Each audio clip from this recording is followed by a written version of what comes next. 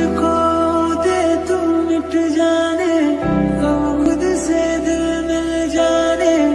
কি আবার তাড়াতাড়ি কল করলাম। কি এটা? কি ছবি আমার কিসের ছবি? Security guard. Security guard? তুমি সিকিউরিটি গার্ডে জব করো? তুমি আমাকে কি বলছো এতদিন? মিথ্যা কথা বলছো তুমি আমার সাথে। তোমার সাথে আমি এই জন্য রিলেশন করছিলাম।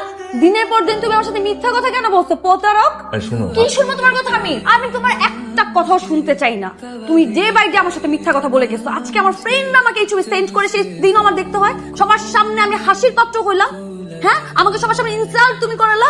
তুমি এইটাই চাইছিলে আমার সাথে আসতে? মানে এখানে কে জানবে? আর জানার কে বাকি আছে? সবাই জানুক না তুমি আমার সাথে এরকম প্রতারণা করছো। ও আচ্ছা আচ্ছা, আমি তো এখন বুঝতে পারতেছি কেন তোমার বাপ দাদা সকালবেলা ঘুম থেকে ওঠে কেন চা রুটি খায়। তুমি এই জন্যই খাইছো ফকিন্নি। তুমি আমার সাথে ডে বাই ডে মিথ্যা কথা বলে গেছো প্রতারক। আমি তোমার চেহারা নেক্সট টাইম আর দেখতে চাই না। সিকিউরিটি গার্ড তুমি না বলছো তোমার ভাই চাকরি করে? তোমার ভাইও তোমার সাথে সিকিউরিটি গার্ড চাকরি করে? ধরবা না তুমি আমাকে। নেক্সট টাইম কোনো যোগাযোগ করবা না সিকিউরিটি গার্ড। শালা প্রতারক।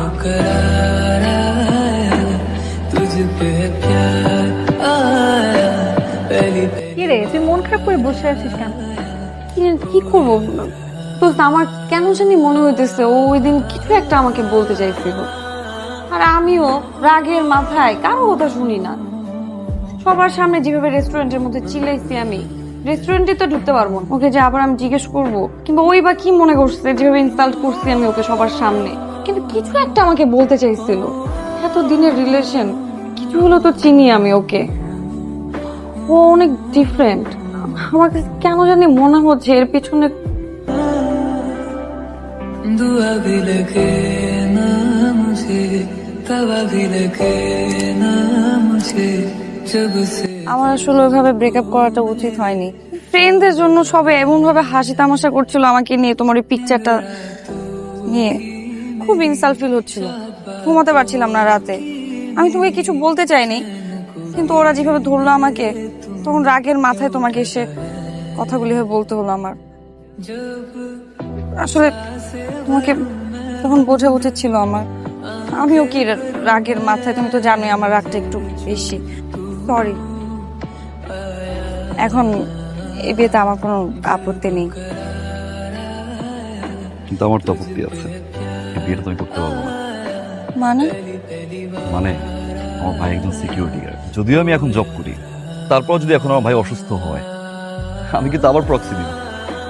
ও আরেকটা বিষয়, ওই দিন কিন্তু আমি প্রক্সি দিয়েছিলাম, আমি সিকিউরিটি গার্ড ছিলাম না। তুমি তো কথাই শুনতে চাওনি।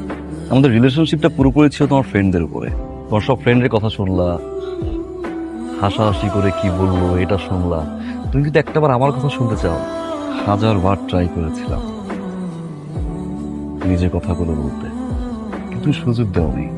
ফেসবুক থেকে শুরু করে হোয়াটসঅ্যাপ নাম্বার সবকিছু ব্লক করে রেখেছে। ভালো তো আমিও বসছিলাম, তাই না?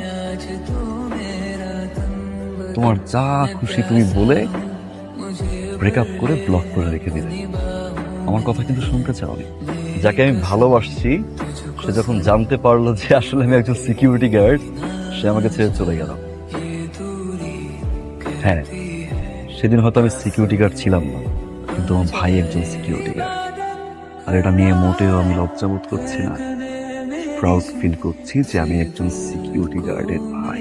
যেই ভাই ছোটবেলা থেকে আমাকে এত কষ্ট করে বড় করেছে।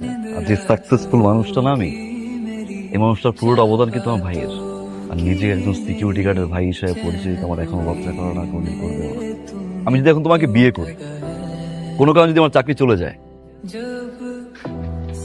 আবার যদি আমার ভাইয়ের প্রক্সি দিতে হয়, তখন তোমার ফ্রেন্ড আবার ছবি তুলবে, আবার তোমাকে হোয়াটসঅ্যাপ করবে, তখন কি আবার ছেড়ে চলে যাবো? কখনো কোনো মানুষকে তার অবস্থান দেখে ভালোবাসতে হয় না। আর সেই অবস্থান দেখেই তুমি আমাকে ছেড়ে চলে গেছো। ঠিক এখন আবার অবস্থান দেখেই বিয়ে করতে চাই। অবস্থান দেখে যে মানুষটা চলে যায়, সে আর যাই হোক আমার লাইফ পার্টনার হতে পারেনি। কিন্তু তোমাকে ভালোবেসেছিল, সারা জীবন ভালোবেসে যাও। বাট যে আমাকে এবং আমার ভাইয়ের সিকিউরিটি গার্ডের ড্রেসটাকে ছোট করে, তাকে কখনো আমার লাইফ পার্টনার বানাতে পারবো। আরেকটা কথা, তোমার ফ্রেন্ডদেরকে বলে দিও ওই দিনের ওই সিকিউরিটি গার্ডের ছেলেটাই আজকে তোমার বাবার বস।